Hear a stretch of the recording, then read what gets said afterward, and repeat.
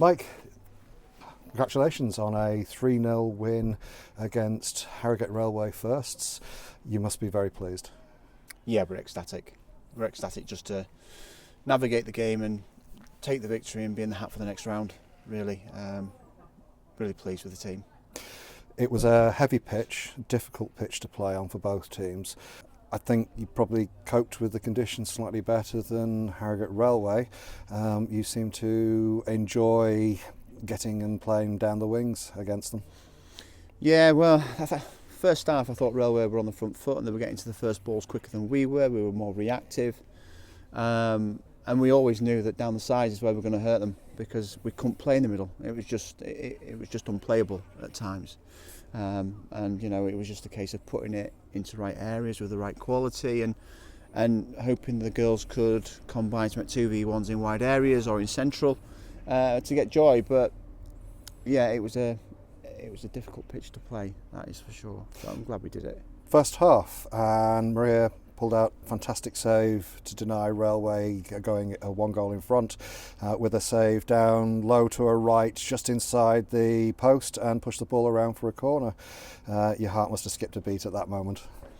Yeah, it did, to be fair, but full confidence in Maria's ability. It's what she's been doing for us week in, week out, so it was a tremendous save and she deserves credit for it, and thankfully it kept the scores at 0-0 and just gave us a bit more impetus going forward. Second half, it's fair to say you dominated the whole of the 45 minutes.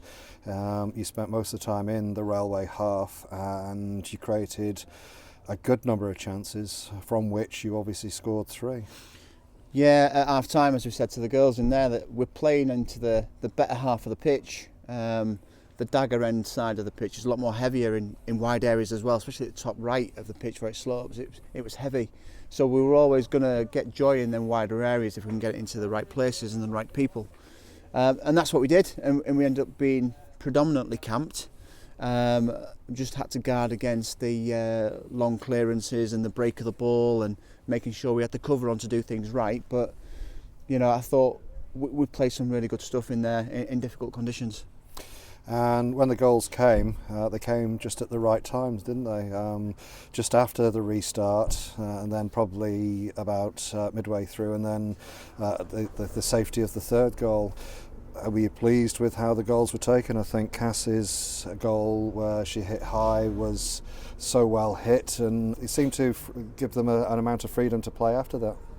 Yeah, I think all 3 finishes today were really good finishes. They were really well taken. And the work rate and tenacity of Ellis Baxter out on the left created obviously her own goal and slotted it home nicely, and obviously set up the one for Beth Paget to drill home at that side as well. But all 3 goals were clinical and again at crucial times, and it just deflated the Railway side when they went in, so we just kept on that front foot. You mentioned about that goal that Beth scored. There was a lovely little back heel turn that seemed to sell the Railway defender completely and really made the goal. Yeah, great piece of skill.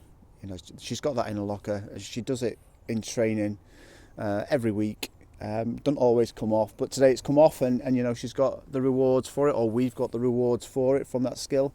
And Beth, great finish. Struck it firm, and Rocky unfortunately just couldn't get anything on it. Good finish.